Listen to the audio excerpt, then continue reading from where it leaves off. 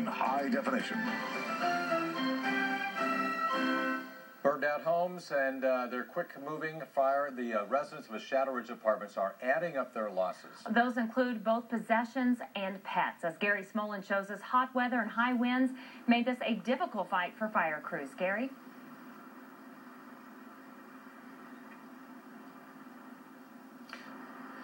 That's right. When photographer Jeff Olson and I pulled up here, we could tell that there was a large fire, but we couldn't see it. That's because the smoke in the neighborhood was so thick that you couldn't only see just a few feet in front of your face. And when the winds actually did blow the smoke away from the apartment complex, the witnesses saw flames shooting out of the roof by about 30 feet. Now, the residents here were scrambling to grab anything they could while they ran. We spoke to one young boy who managed to save one of his two pets.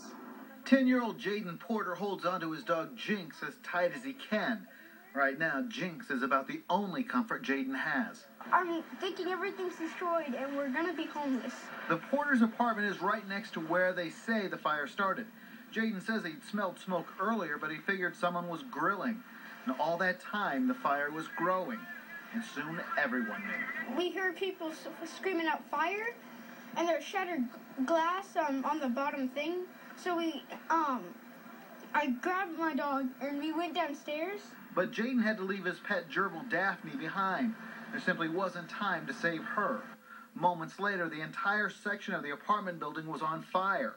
This video was shot by a neighbor and posted to Facebook. Rod Hopkins saw the whole thing for himself. Yeah, at one point they were probably going about 30 feet above the roof line there, shooting out of there.